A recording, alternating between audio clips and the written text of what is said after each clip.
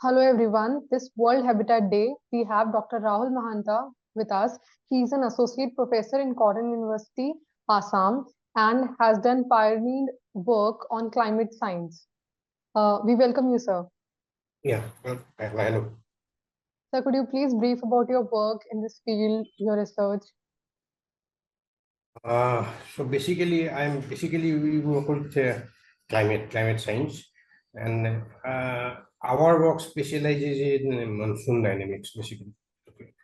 So we try to understand the monsoon, what's the mechanism, and how the monsoon over our region differ from the rest of the planet, I mean rest of the country.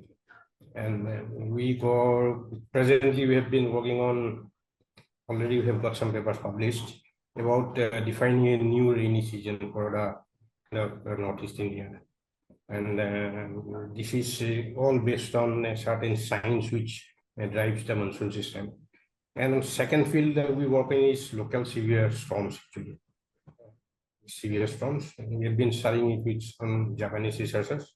We have a collaboration, we have a project from Kyoto University, DPRI, the agency which is given us. So these are the basic fields we work on: monsoon dynamics and local severe storms. Okay, sir. That's great, sir. This World Habitat Day, we have a theme urban climate resilience and adapting cities for climate change. That's the main focus. So, sir, can you explain what urban climate resilience means in the context of today's cities? Okay. When we say urban climate resilience, it basically refers to a city's ability to prepare for, respond to, and recover from impacts of climate change. Examples are these extreme weather events, rising temperatures, sea level rise. But it also involves not minimizing the damages these events, but also, I mean, not only we put to the damages, but how adapting urban systems like infrastructure, public service, and economies, they tend to withstand future-related climate changes. So this is crucial because cities are on the forefront of climate change, in fact. They concentrate large population, economic activities, and critical infrastructure, and all of these are very vulnerable to basically climate impacts. You can see increasing flooding damage, what it is doing to our transportation system, and also to the housing. And while heat waves this year definitely had huge health impacts. Okay. So by investing in what we call as urban climate resilience, cities can safeguard their long-term developments. So this means designing kind of a new infrastructure to be climate-proof, improving early warning systems, and also ensuring equitable access to resources, and also fostering economic models that promote sustainability. Essentially, I mean, what I mean is resilience helps cities not just survive, but thrive in the face of what we say is climate change. Okay. So you said that cities, they are also at the very risk of this climate change. Right, So, right. sir, what are the most pressing climate-related risks facing urban areas today? Okay. I mean, when you say the most pressing climate-related risk, which is facing urban areas, so this can be grouped into several kind of key categories. Like first, let's say this extreme heat, which is becoming increasingly frequent in cities, and with these rising temperatures leading to more heat waves, this poses serious health threats, especially for vulnerable population, and increasing demand on cooling, I mean, for cooling, and which strains our power grids. So second comes the flooding risk. Okay, is a major concern, particularly in coastal and low-lying areas. So these rising sea levels and more intense storms are causing coastal erosion, more frequent floods, which can damage infrastructures, disrupt transportation, and displace communities. Additionally, what you get to see as the heavy rainfall, it is having an overwhelming effect on drainage systems, actually urban drainage systems, which is causing flash floods, like in cities, inland cities like Guwahati. So another significant risk is what you call as the water security. So many cities, they are facing drought and declining water availability, so which is putting stress on their water resources for drinking, sanitation, industry. So this is particularly problematic in rapidly growing urban areas. Okay. Lastly comes what I'd say is the air quality, which is deteriorating in many cities due to higher temperatures and increased populations. And it is also exacerbating kind of respiratory illness and cardiovascular issues. So urban populations are especially vulnerable to the combined effects of poor air quality and also climate-related stressors. So what they, if you want to put it in short, I mean, cities are dealing with a combination of extreme weather, infrastructure challenges, and a private, or what you call as a public health risks due to climate change. And addressing these issues, this will require a comprehensive adaptation strategy, actually, well, and also a long-term planning to build this resistance. Yeah. So you told about all these effects of climate change. You said that cities are facing water crisis, there is air Yeah. pollution.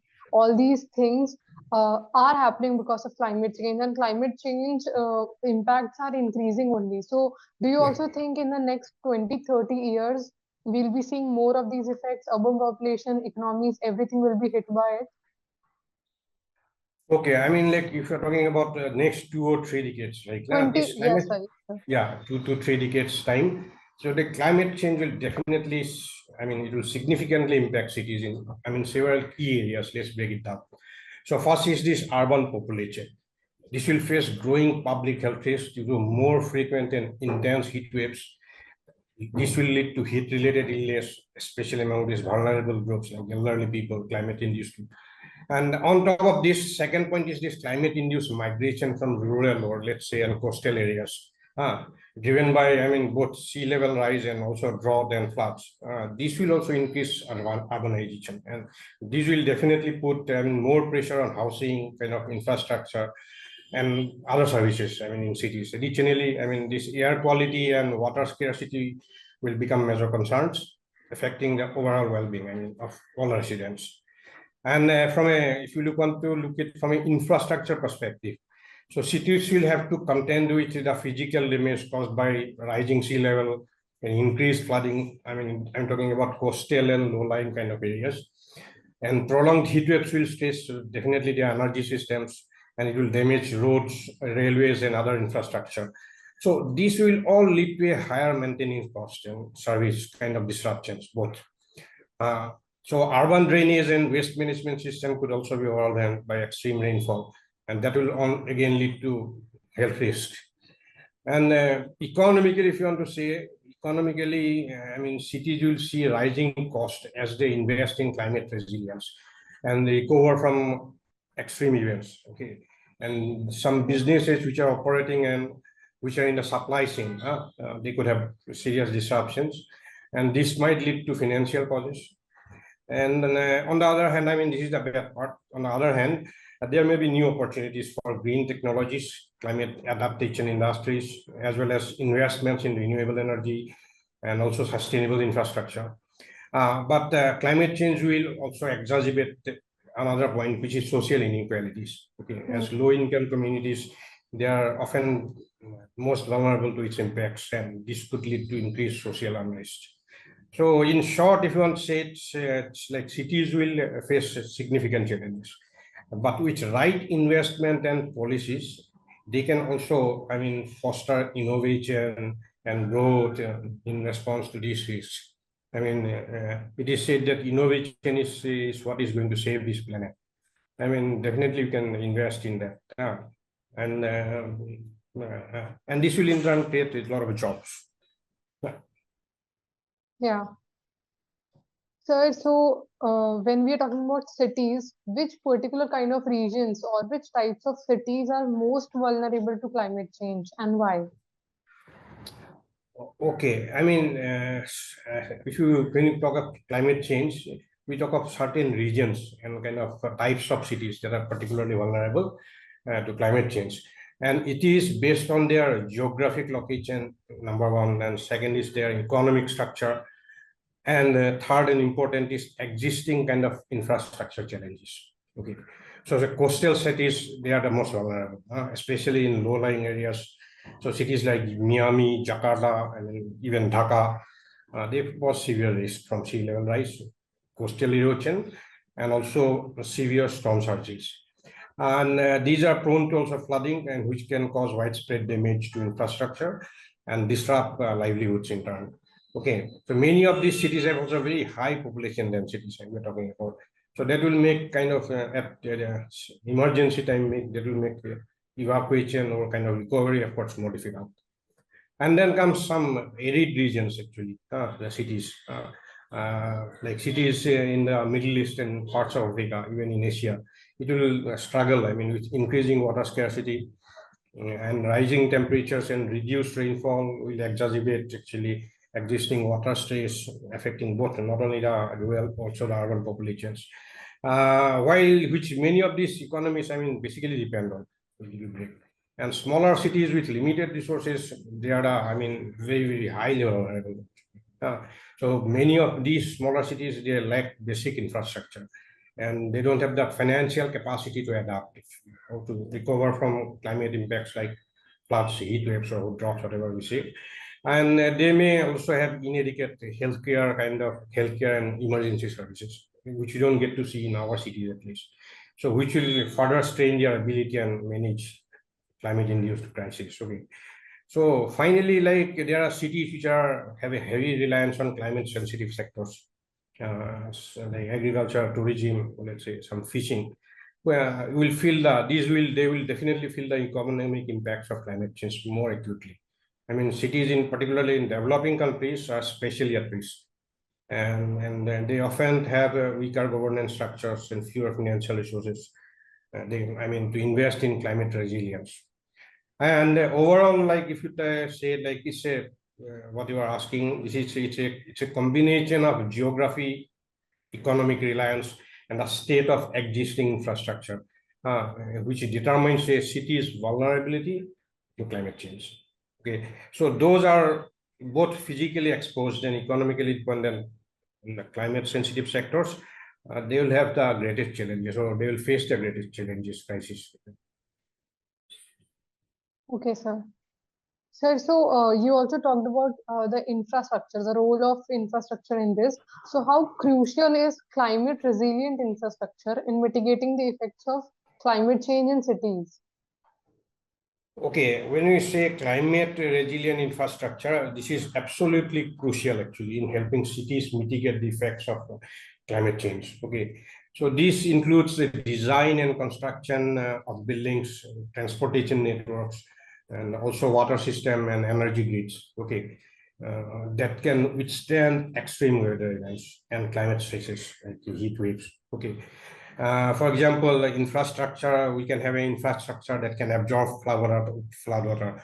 Like we can nowadays have these permeable pavements, okay, even permeable concrete materials we can. And we can, strengthen stormwater management systems, okay. And both these helps prevent urban flooding.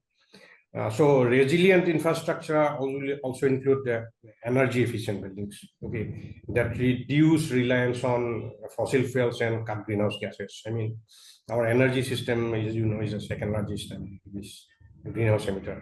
I mean, how much power we are consuming. So this we can see every day it is developing. So this energy efficiency is another very crucial part of the uptake, because still now it directly involves greenhouse emissions. Okay. So it's essential that cities invest in climate resilient infrastructure to protect populations, avoid costly damage, and ensure that essential services like water, electricity, and transportation, they continue functioning during and after extreme events, kind of cyclones or storms. Yeah.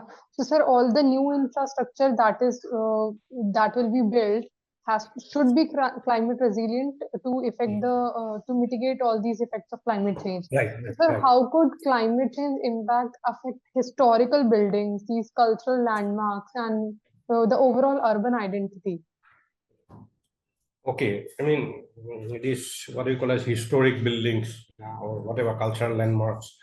So Yes, they sir. are particularly vulnerable to the effect of climate change. I mean, such as this increased flooding or heat stress and extreme weather. So it's very obvious that many historic structures, they were not designed to cope with the kind of intense environmental stresses actually that we are seeing today, because made in a different kind of climate. So flooding can erode foundations, rising temperatures can cause materials like stone or wood to deteriorate. And storms, this can cause even structural damages. So beyond, I mean, there is another aspect beyond these physical impacts, and that is what is the degradation or the loss of these landmarks affects the city's cultural identity and heritage a lot of times. So these buildings or landmarks, they often symbolize the city's history, and their loss can, I mean, erode community identity and their connection to the past. Okay, so protecting these sites through adaptive strategies like using modern materials or restoration, kind of modern restoration, while preventing their aesthetic and help safeguard kind of an urban identity in the face of climate change. Yeah. I don't know much about the, I mean, about these buildings. Uh, Yes, sir, definitely. The points which you said on these things are very crucial. So, sir, we talked about the infrastructure part, mostly the buildings, historical as well. What buildings, what kind of buildings need to be built in the future? Sir, are there only buildings or the overall green infrastructure? What role does that green infrastructure like parks, green roofs, permeable surfaces, Yeah. they will play in enhancing urban climate resilience? So, I mean, when you say green infrastructure, I mean, it plays a very crucial role, I mean, in enhancing climate resilience. This is, I mean, by addressing both environmental and social challenges which is associated with climate change. Okay. So let's say, for example, let's say the parks and green spaces, this help to mitigate the urban heat island effects, where cities tend to be significantly, I mean, when you say urban heat island, their cities are significantly warmer, I mean, than the surrounding rural areas. Okay, and this is basically due to the concentration of this concrete or asphalt, what we could say. Okay, so these green spaces absorb heat, they will provide shade and improve air quality. So this makes urban environments more livable, especially during kind of heat waves. And now when you talk of green roofs, this is a different story. So green roofs and permeable surfaces, they contribute to managing our stormwater quite effectively. It has been proved in cities. Okay, so with climate change, I mean, there is increasing will increase the intensity of rainfall events, which we have recently witnessed. It comes as a storm, not like a very steady kind of a rainfall for over a long period of time. It comes for a very short time. Its intensity is very high, the rate at which rainfall. So due to this intense rainfall events and traditional drainage systems, basically in cities can easily get overwhelmed. So permeable surface allow water to be absorbed, and it absorbed, I mean, naturally into the ground. Okay, this reduces our flood risk definitely. Further, green roofs also capture quite a large amount of what we call as rainwater. So as a result, it definitely reduces runoff. And also this green roof, it insulates buildings, okay, yeah, which lowers energy consumption and reduces strain on basically our urban energy system. Okay, so beyond these benefits, I mean, green infrastructure also, I mean, it enhances biodiversity, let's say. Okay, so which in turn improves the mental and physical health of urban residents. Okay, biodiversity is, we know that this is directly related to this mental health of residents. And it also creates more attractive and sustainable cities. Okay. So the cities become more sustainable. So it's an integrated approach that not only makes cities more resilient to climate impacts, but it also promotes long-term sustainability and community building. Okay, sir. Sir, because of climate change, see, climate change is effect is seen in all the regions. In some regions, it's very high. Some regions, the effects have started to be seen now. So, in the future, like, what role will migration play in urban areas due to climate change? Like, would we see large-scale climate migration from rural to urban areas? Okay. Okay, also it will be between cities. Okay. Yeah. So migration, it is likely to be one of the biggest challenges for cities. I mean, in the context of climate change. Okay, as Yeah. rural areas becomes less habitable. Okay, due to droughts, floods, and other climate impacts. So we can expect to see large-scale migration to urban areas. Okay, this is for sure. So this rural to urban migration, it will definitely strain the city resources. Okay, which including water, housing, and healthcare systems. So let's take an example like in Assam, which have like cities like Guwahati. Okay, so Guwahati could see an influx of people from the surrounding rural areas. And as agriculture becomes less viable, due to this erratic rainfall or flooding, which we have witnessed it this year. Okay, so people cannot depend on the rainfall. Like okay, so this will lead to overcrowded informal settlements, definitely, which is happening. Increased pressure on services, and it will also heighten vulnerability to climate risk in cities. Okay, so also will see when kind of migration between cities. Particularly from those that are severely affected by climate change. Okay, such as coastal cities, which are vulnerable to sea level rise. So this migration will be from these cities to inland cities. This is happening in India in some places. So, however, cities receiving migrants need to, plan for this. They need to invest in infrastructure. They need to invest in social services. They need to invest in housing to avoid social tension and ensure that the integration of migrants into the urban fabric, to accommodate them. So these people, they have nowhere else to go. So this is the next, there's the, closest kind of way out of hunger. So this is how cities need to get prepared for this migration that is going to take place. Yeah. Yes, so because of the facilities are more in cities, so the resilient capacity is the one cities will build faster. So that might Yeah. also be one thing that attract people to move to these cities, no? Yeah. Yeah. Okay. So you mean you want the what should be the city's priorities, right? Yeah. That is your So no. will city or urban area, what will be the priority of people more? Yeah. Priority in their planning to better adapt. Okay, right. So to effectively adapt to climate change and future migration challenges, so cities they need to prioritize a few key areas. Okay, they'll have to concentrate. First, let's say they should focus on building resilient infrastructure. Number one. So this means designing roads, bridges, drainage systems, our energy grids, what we call that can withstand extreme climate events like floods, heat waves, and storms. Okay, so integrating these climate resilient materials and sustainable technologies will also help reduce the risk of damage, and this will ensure critical services remain operational during emergencies. Okay. Yes. Second, cities must prioritize inclusive urban planning, what we call as. Okay. So they have to accommodate growing population driven by this climate-induced migration. So this includes like affordable housing and accessibility to public services, which includes basically healthcare and education. So these services should be expanded in anticipation of these shifts. Okay. So basically ensuring that the low income and vulnerable communities are not left behind. This is essential. Okay, because these are the people like they are often the hardest hit. When some emergency comes for or hit by climate impacts, what you say.